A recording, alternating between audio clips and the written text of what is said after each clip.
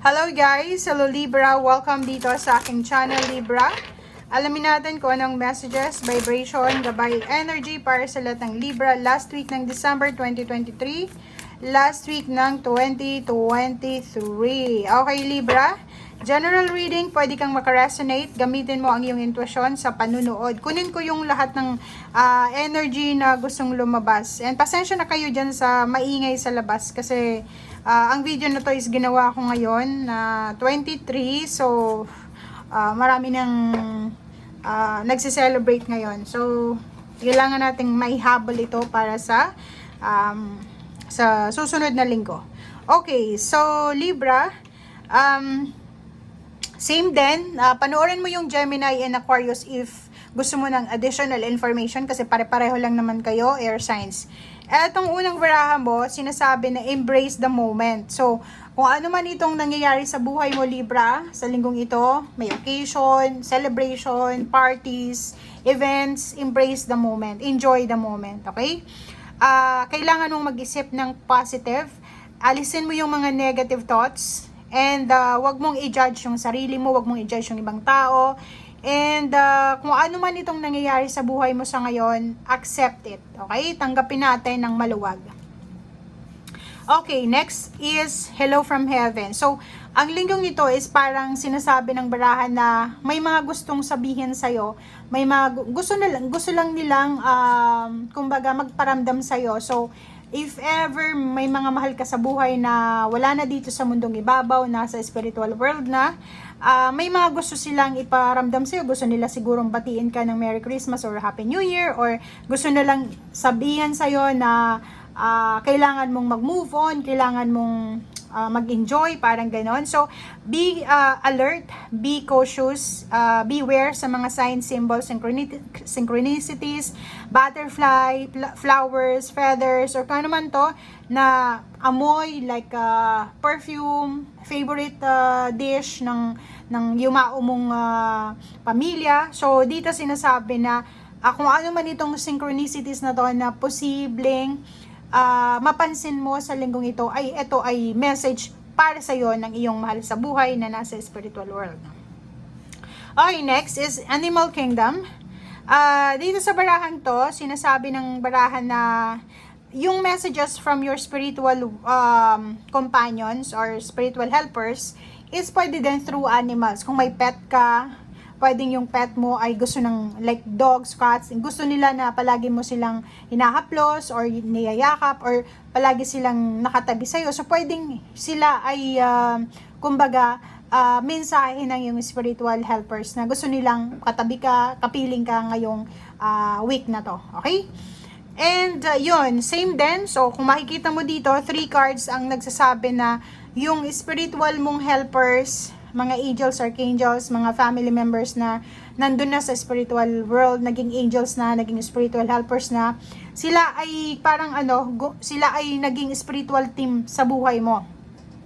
So, if ever na nangangailangan ka ng guidance, protection, encouragement, nangangailangan ka ng love, nangangailangan ka ng kakampi sa buhay na hindi mo makuha-kuha sa mga buhay na tao, pwede mo silang tawagan, just ask, okay? Kasi alam nila, nararamdaman nila kung ano yung nararamdaman mo, nakikita nila kung ano yung ginagawa mo, nakikita nila kung malungkot ka, masaya ka, or kung ano pa man tong nararamdaman mo. So, if in case na may mga issues ka na mahirap mong i-deal, make sure na humingi tayo ng guidance, invocation sa angels, archangels, prayers para sa mga mahal mo sa buhay, ask for symbol, signs para sa like sa dreams or kano pa man. So, dito sinasabi ng baraha sa iyo na kahit wala na sila dito sa mundong ibabaw, still sila ay naandyan pa rin sa paligid mo para suportahan ka. Kaya nga sila ay parang nag-create ng spiritual team para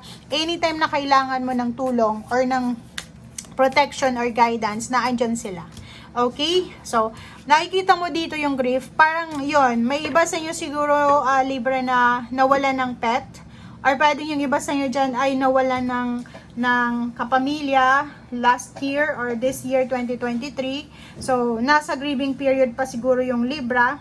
And this week ay parang yon, hindi kayo masyadong masaya kasi maaalala mo yung nangyari from your past. Pwedeng maaalala mo na yung kung ano yung ginawa nyo last year, kung ano yung ginawa nyo ng pamilya mo few years ago, yung mga good memories with your loved ones na wala na dito sa mundong ibabaw, or kahit yung mga buhay pa na kaaway mo na ngayon or ka-misunderstanding, posibleng yun yung magbibigay sa'yo ng lungkot. So, nakikita natin dito na wag kang mag-alala kasi siguro yun nga, 'di ba? Mahirap sabihin kasi siguro yun, everything happens for a reason, Libra. Pero kung makikita mo dito yung Ace of Wands, sinasabi sa'yo na pwede ka pang magsimula, pwede ka pang maging masaya kasi 'di ba yung iba sa inyo diyan nawala ng relationship, nawala ng kapamilya, nawala ng trabaho, nawala ng source ng income, nawala ng suporta. So feeling nyo ending na yon. Pero etong Ace of Wands, no, sinasabi ng baraha sa'yo dito na tapusin mo na kung ano man itong hindi magandang nangyari sa'yo sa year 2023, backward, and then yon, take care of yourself, rest, pray, meditate, matulog ka ng tama para pagdating ng Enero, lalo na ng New Year, i-welcome mo siya ng positive, 'di ba? So, sinasabi ng baraha, pilitin mo yung sarili mo na magkaroon ka ng lakas loob, pilitin mo yung sarili mo na magkaroon ka ulit ng passion, ng interest, ng inspiration. And makinig tayo sa ating intuition. Huwag tayong masyadong magdesisyon ngayong linggong ito. So parang idle muna tayo, pause muna tayo.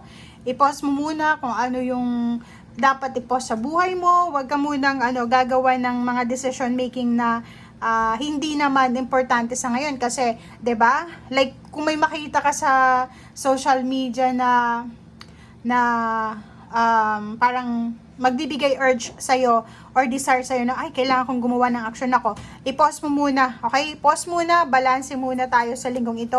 Take care of your body. Kasi, especially yung iba sa inyo dyan na sobrang stress sa nangyari sa buhay nyo for the past few years or few months, sinasabi ng baraha na, yun ang kailangan mong regalo sa buhay mo. Regaluhan mo yung sarili mo ng peace and harmony.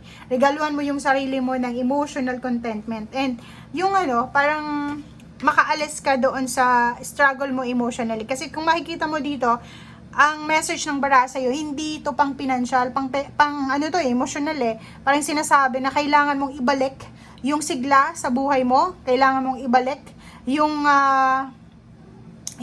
pagiging open mo eh, kasi inalis mo yun sa buhay mo eh, parang sinasabi ng barahan na masyado kang naging negative sa situation mo, na kahit yung mga taong gustong pumasok sa buhay mo para suportahan ka, ay parang pinupush mo sila palayo sa'yo. So dito sinasabi na posibleng sa linggong ito may mag-offer sa'yo ng money, may tutulong sa'yo, or pwedeng may mauutangan ka, or pwedeng may celebration na magaganap dyan na ikaw ay pwedeng mapansin ng isang tao para ligawan ka or para kunin ka sa kanyang business or para tulungan ka.